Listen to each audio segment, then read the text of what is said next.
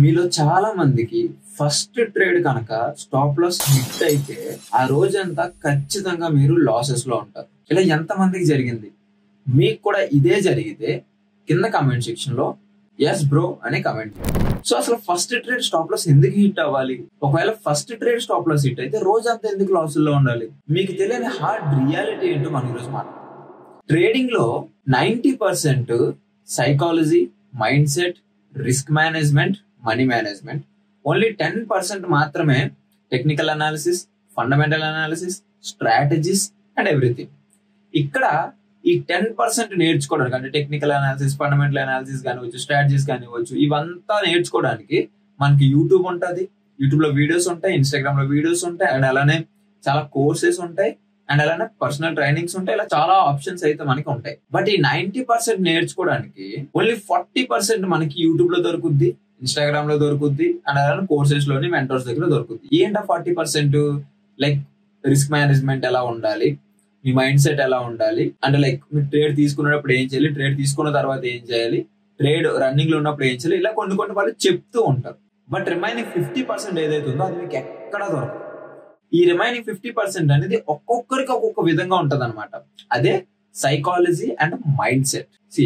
ఒక్కొక్కరికి ఒక్కొక్క విధంగా ఎలా ఉంటదంటే, మీకున్న ప్రాబ్లమ్స్ వేరు, నాకున్న ప్రాబ్లమ్స్ వేరు, మీరున్న ఫైనాన్షియల్ కండిషన్ వేరు, నాకున్న ఫైనాన్షియల్ కండిషన్ వేరు. సపోజ్ మీకు రేపు రూమ్ రెంట్ కట్టాలి, 10,000 నీడ్ ఉంది. మీరు దాన్ని మైండ్ లో పెట్టుకొని ట్రేడ్ చేస్తారు. నేను నెక్స్ట్ మంత్ ఈఎంఐ కట్టాలి, ఒక 15,000 కట్టాలి, నాకు 1 month టైం ఉంది, నేను దాన్ని బేస్ చేసుకొని ట్రేడ్ చేస్తాను. ఇంకొకరు ఏం చేస్తారు, నెక్స్ట్ మంత్ కాలేజ్ ఫీజు కట్టాలి, వాళ్ళు దాన్ని మైండ్ లో పెట్టుకొని ట్రేడ్ చేస్తారు. సో అందుకే ఇక్కడ ఒక్కొక్కరికి ఒక్కొక్కలా ఉంటది ఈ సైకాలజీ అనేది.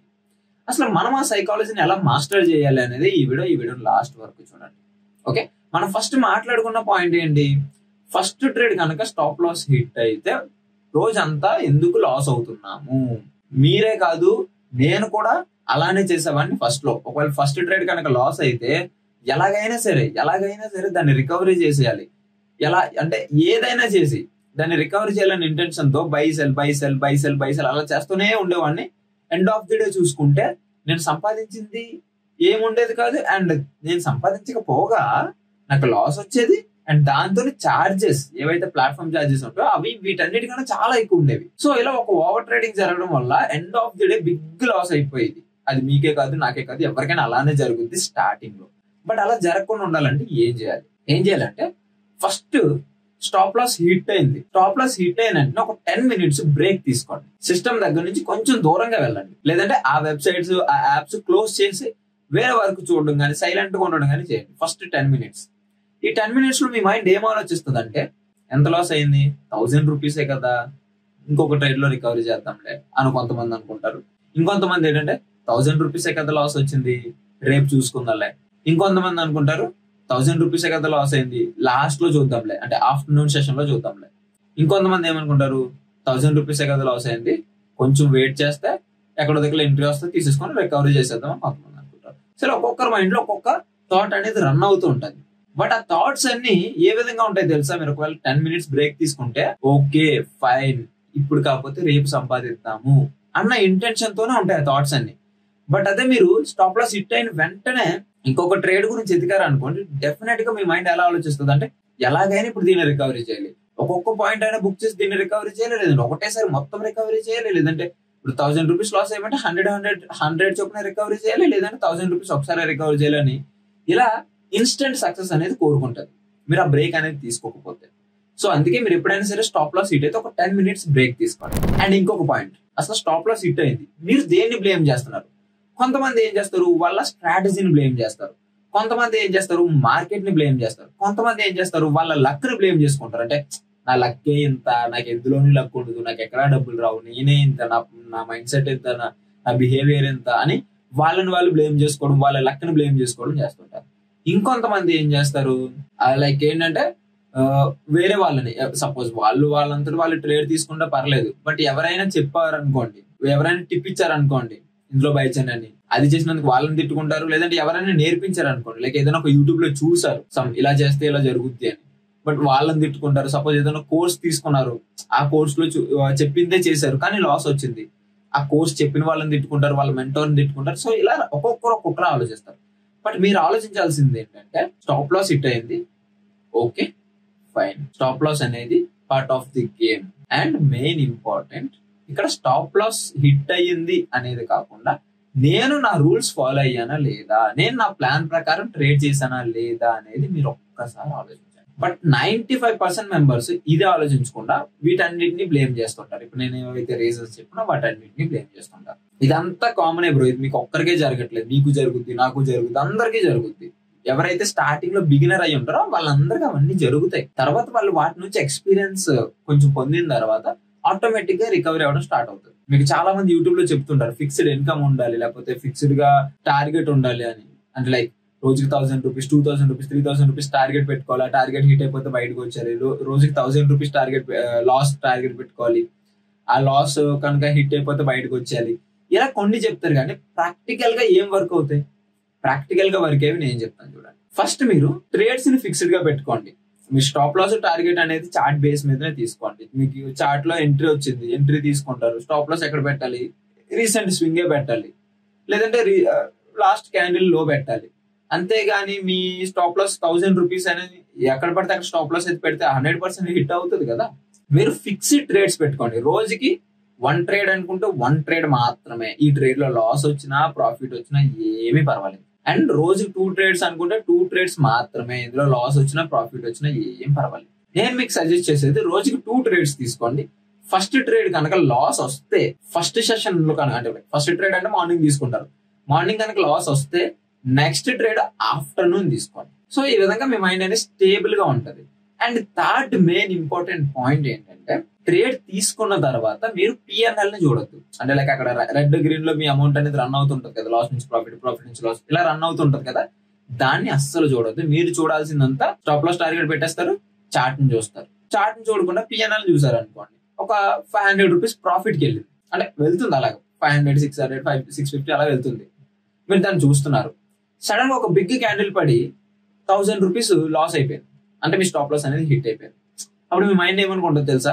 అయ్యో ఈ 500 రూపీస్ బుక్ చేసేసినా బాగున్నాయి, అనవసరంగా పోయాయి, అనవసరంగా 600 ప్రాఫిట్ వచ్చిన బుక్ చేసినా బాగున్నాయి, ఈ విధంగా ఆలోచిస్తుంది. ట్రేడింగ్ లో ది బిగ్గెస్ట్ రాంగ్ థింకింగ్ ఏదైనా ఉందంటే అదే. లైక్ ఏంటంటే ఇప్పుడు బుక్ చేసేస్తే బాగుంది, ఎంత ప్రాఫిట్ వస్తే తీసుకుంటే బాగుంది అనేది ఒక రాంగ్ థింకింగ్. ఎందుకు రాంగ్ థింకింగ్ అంటానంటే ఇక్కడ చాలా మిస్టేక్స్ అనేవి జరుగుతుంటాయి. ఫస్ట్ మిస్టేక్ ఏంటంటే స్టాప్ లాస్ హిట్ అయింది అనుకోండి, అది రికవరీ అవుతుంది అన్న ఇంటెన్షన్ తో దాన్ని బుక్ చేయకుండా అలానే వదిలేస్తారు. అది 100% బిగ్గెస్ట్ మిస్టేక్. అండ్ రెండోది ఏంటంటే టార్గెట్ హిట్ అవ్వక ముందే ప్రాఫిట్ బుక్ చేసేస్తారు. అంటే మీ టార్గెట్ 1000 రూపీస్ అనుకోండి, 600, 700కి వెళ్ళినట్టు ప్రాఫిట్ బుక్ చేసేస్తారు. ఎందుకు? భయపడి మళ్ళీ రివర్స్ అయిపోద్దేమో, మళ్ళీ నిన్నట్లా స్టాప్ లాస్ హిట్ అయిపోద్దేమో, ఇలా ఆలోచిస్తారు. సో అది కూడా బిగ్గెస్ట్ మిస్టేక్. అండ్ ఇంకొకటి ఏంటంటే ఒకసారి మీరు బుక్ చేసిన తర్వాత అది టార్గెట్ దగ్గర నుంచి ఇంకా పైకి వెళ్ళింది అనుకోండి, మీరు కంప్లీట్ గా డిసప్పాయింట్ అయిపోతారు. అయ్యో అనవసరంగా బుక్ చేసానే, ఉంచి ఉంటే బాగుండు అని. దీని ఎఫెక్ట్ అనేది మీకు మళ్ళీ రేపు పడుతుంది, రేపటి ట్రేడింగ్ లో పడుతుంది. నేను ఇలా జరిగింది, ఈ రోజు ఇలా జరగకూడదు అంటే బుక్ చేయకుండా ఉండాలి, లేదంటే నేను ఇలా జరిగింది స్టాప్ లాస్ హిట్, సో ఈ రోజు బుక్ చేసేయాలి. ఇలా మీ మైండ్ అనేది నిన్నటి గురించి ఆలోచించి ఈ రోజు డెసిషన్స్ అనేవి రాంగ్ డెసిషన్స్ అనేది తీసుకుంటారు. మీరు కనుక ఓన్లీ ఫిక్స్డ్ ట్రేడ్స్ పెట్టుకుంటే, రోజుకి 2 ట్రేడ్స్ అంటే 2 ట్రేడ్స్ పెట్టుకుంటే మీకు స్టాప్ లాస్ బాధ ఉండదు. అండ్ స్టాప్ లాస్ హిట్ అనే టార్గెట్ హిట్ అని మీకంటే ఒక గోల్ ఉంది కాబట్టి ఆ గోల్ మీరు రీచ్ అయిపోతారు. అండ్ ఇంకొకటి ఏంటంటే ట్రేడ్ తీసుకున్నప్పుడు పిఎన్ఎల్ కాకుండా చార్ట్ ని చూడడం అనేది అలవాటు చేసుకోండి. అండ్ మెయిన్ ఏంటంటే టార్గెట్ హిట్ అవ్వకుండా ట్రేడ్ అనేది క్లోజ్ చేయొద్దు. సో అర్థమైంది కదా? ఈ స్టాప్ లాస్ హిట్ అయిందంటే దాని రీజన్ అనేది ఏమీ లేదు. మీరు మీ స్ట్రాటజీని అప్లై చేశారు, లాస్ వచ్చింది, నెక్స్ట్ డే ప్రాఫిట్ వస్తుంది, నెక్స్ట్ ఇంకా ఎక్కువ ప్రాఫిట్ వస్తుంది, నెక్స్ట్ ఇంకా ఎక్కువ ప్రాఫిట్ వస్తుంది. వాటి గురించి ఆలోచించండి.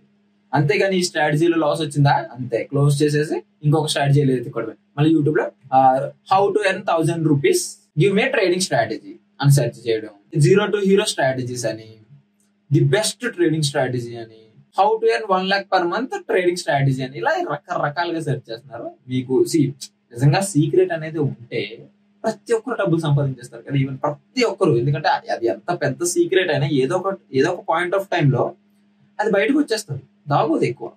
సో ఇక్కడ ఎలాంటి సీక్రెట్ అనేది లేదు. మీరు అన్ని ప్లాట్ఫామ్స్ లానే దీన్ని కూడా తీసుకోండి. అన్ని ప్లాట్ఫామ్స్ లోని సబ్జెక్ట్ ఉంటుంది, ఇందులో కూడా సబ్జెక్ట్ ఉంటుంది, సబ్జెక్ట్ నేర్చుకోవాలి. అన్ని ప్లాట్ఫామ్స్ లో ఇంట్రెస్టెడ్ పీపుల్ ఉంటారు. లైక్ ఫస్ట్ బెంచ్ ఉంటారు, సెకండ్ బెంచ్ ఉంటారు, లాస్ట్ బెంచ్ కూడా ఉంటారు. సో ఈ ఈ సబ్జెక్ట్ లో మీరు ఏ బెంచ్ లో ఉన్నారు అనేది గుర్తుపెట్టుకోండి. మీరు ఫస్ట్ బెంచ్ లో ఉన్నారు అనుకోండి, ఫస్ట్ బెంచ్ లో ఏమేమి చేస్తారు, ప్రాపర్ గా రూల్స్ ఫాలో అవుతారు, ఇచ్చిన హోంవర్క్ ఇంటికి వెళ్ళి కంప్లీట్ చేస్తారు, ఇచ్చిన లైక్ క్లాస్ లో చెప్పింది మళ్ళీ రిపీట్ చేసుకుంటారు, ఇంటికి వెళ్ళి ఇంపార్టెంట్ క్వశ్చన్స్ ని నోట్ చేసుకొని మరీ రిపీటెడ్ గా వాటినే చదువుతూ ఉంటారు. వాళ్ళంతటా ఓన్ గా వాళ్ళే ప్రాబ్లమ్స్ క్రియేట్ చేసుకుని దాని సొల్యూషన్ కోసం వాళ్ళే ట్రై చేస్తుంటారు. సో ఇవన్నీ ఫస్ట్ బెంచ్ వాళ్ళు చేస్తారు. లాస్ట్ బెంచ్ వాళ్ళు ఏం చేస్తారు, ఇంటికి వెళ్ళి బుక్ ఎదిగారు. సేమ్ అలానే మీరు ఫస్ట్ బెంచ్ లో ఉన్నారు, లాస్ట్ బెంచ్ లో ఉన్నారు అనేది చూసుకోండి. ఫస్ట్ బెంచ్ లో కనుక ఉన్నట్టయితే ఆర్ ఉందాం అనుకుంటే మీరు తీసుకున్న ప్రతి ట్రేడ్ ని రాసుకోండి, పర్ఫెక్ట్ రూల్స్ పెట్టుకోండి, ఒక్కటే స్ట్రాటజీ ఫాలో అవ్వండి.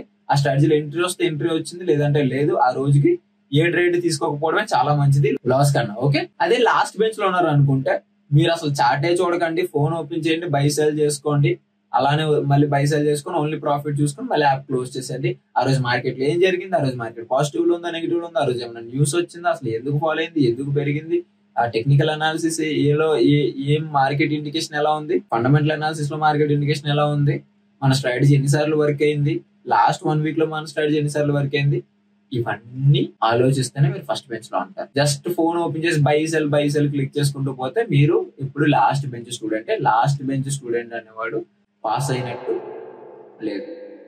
చరిత్ర అని నేను చెప్పను కానీ పాస్ అవడం ఇన్ ద సెన్స్ రిజల్ట్, మంచి రిజల్ట్. సో నేను చెప్పేది ఏంటంటే స్టాప్ లాస్ హిట్ అయింది కదా అని నెక్స్ట్ సెకండ్ లోనే ట్రేడ్ ని రికవర్ చేయాలని కాకుండా ఒక 10 minutes గ్యాప్ తీసుకోండి, కొంచెం ఎక్కడికైనా బయటికి వెళ్ళండి. బయటికి ఇన్ ద సెన్స్ సిస్టమ్ నుంచి కొంచెం దూరంగా వెళ్ళండి. ఆటోమేటిక్ గా మీ స్టాప్ లాస్ అనేది నెక్స్ట్ ట్రేడ్ లో రికవరీ అనేది అయిపోతుంది, ప్రాపర్ గా ప్లాన్ చేస్తే. నెక్స్ట్ ఫిక్స్డ్ ట్రేడ్స్ పెట్టుకోండి. ఆ క్లమ్జీగా 1000 rupees target, 2000 rupees target, 3000 rupees target ఇలాంటివి పెట్టుకోవద్దు. అండ్ నిన్నటి ప్రాఫిట్ ని ఈ రోజు టార్గెట్ చేయొద్దు, నిన్నటి లాస్ ని ఈ రోజు టార్గెట్ అనేది చేయొద్దు. నిన్నటిదే ఈ రోజుది ఏ రోజుది ఆ రోజుది చూసుకోండి. అండ్ ఇంకొక మెయిన్ పాయింట్, స్టాప్ లాస్ కానీ టార్గెట్ కానీ హిట్ అయ్యేంత వరకు వెయిట్ చేయండి, మధ్యలో బుక్ చేయొద్దు. ఇంకా మీరు ఇవన్నీ తెలిసి కూడా తప్పు చేస్తున్నారంటే ఇంకా మిమ్మల్ని ఏం చేయము, మార్కెట్ వదిలేసి వెళ్ళిపోండి. లేదు బ్రో నేను మారుదాం అనుకుంటున్నానంటే కంప్లీట్ సబ్జెక్ట్ నేర్చుకోండి, ఒక స్ట్రాటజీని పక్కన పెట్టుకోండి, ప్రాపర్ ప్లాన్ అనేది పెట్టుకోండి, ఎవరి దగ్గరైనా మెంటర్షిప్ అనేది తీసుకోండి కుదిరితే. ఎందుకంటే వాళ్ళతో మీకు ఏమైనా డౌట్ వచ్చినా వాళ్ళతో డిస్కస్ చేయడానికి మీకు బాగుంటది. అండ్ వాళ్ళ దగ్గర ఆల్రెడీ మంచి ప్లాన్ ఉంటుంది కాబట్టి దాన్నే మీరు ఫాలో అయినా మీకు మంచిగా రిజల్ట్ అనేవి వస్తాయి. ఓకే, అండ్ ఇలాంటి మంచి వీడియోతో మళ్ళీ కలుద్దాం. లైక్, షేర్, సబ్స్క్రైబ్ ఇవి ఏమి చేయొద్దు. వీడియో నచ్చితే అన్ని చేయండి, అంటే లైక్ చేయండి, మీ ఫ్రెండ్స్ అందరికి షేర్ చేయండి, మన ఛానల్ని సబ్స్క్రైబ్ చేసుకోండి. నచ్చకపోతే వీడియోని క్లోజ్ చేసేసి వెళ్ళిపోండి. Thank you so much, thanks for watching, bye.